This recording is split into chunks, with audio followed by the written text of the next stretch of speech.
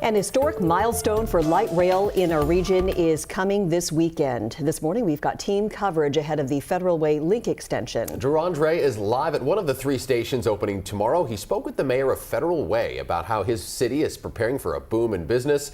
First, let's start with Shantae, who is live at the Kent Des Moines station, showing us what to expect this weekend. Shantae, it's a huge milestone for commuters.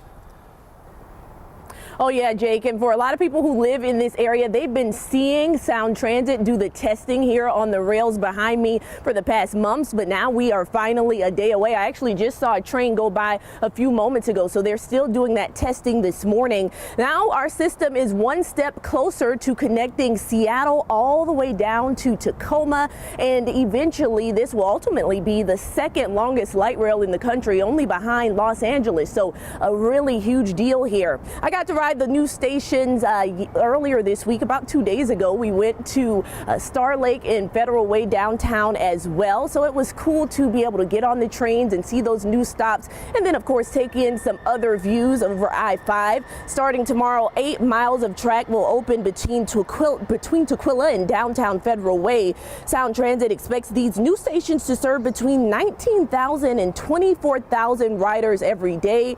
Riders will be able to get from downtown Federal Way to the airport in 16 minutes, from Federal Way to downtown Seattle in about 50 minutes, and from here at Kent Des Moines to Husky Stadium in about 52 minutes, and to Lumen Field and T-Mobile Park in about 38 minutes. So that will definitely beat sitting in that traffic on I-5 or on Highway 99. All right, well, first on King 5, another thing a lot of people have been wondering about: the East Link. When will the trains finally connect across Lake Washington? Well, I was able to speak to the CEO of Sound Transit, Dow Constantine, yesterday, and he did confirm that they are still planning to have those trains up and running in time for the World Cup, and the official target date is now in May.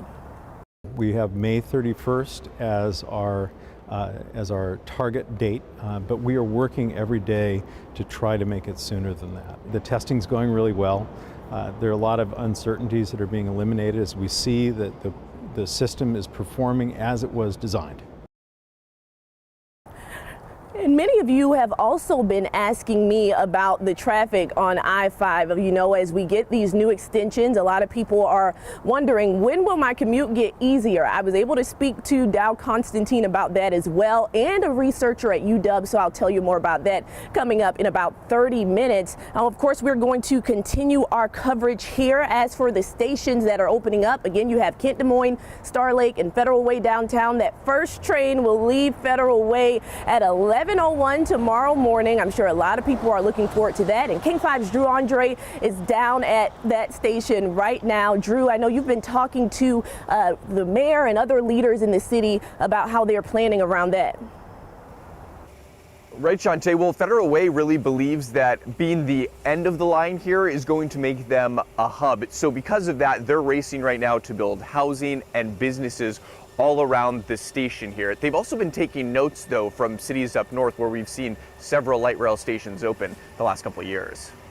We're putting the welcome sign out and saying, welcome home to Federal Way. Just north of the Federal Way station, this large empty plot of land will soon be a civic plaza. Permitting is approved for a mix of housing and retail space. Over the next 20 years in Federal Way, we're going to need 11,000 more units in our downtown. It's a lofty goal that also includes plans to eventually transform the Commons into a more modern mall with mixed-use development.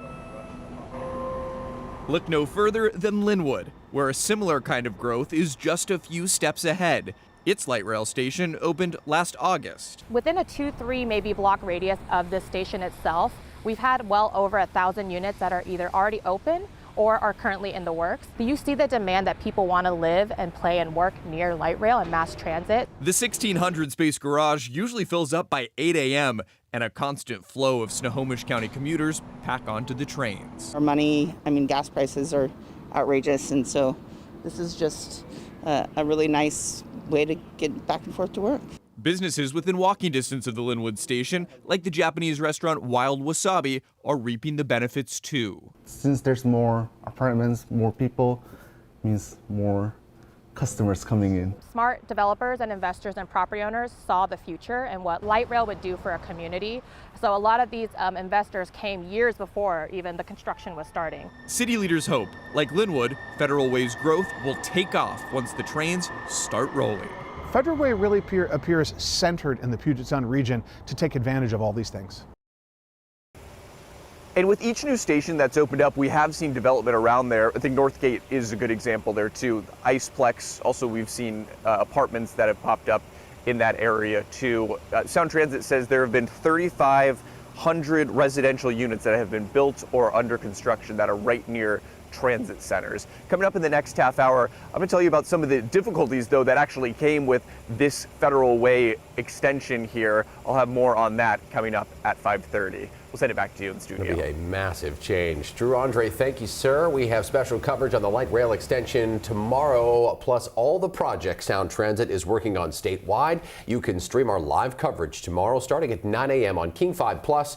Download on your TV and watch for free.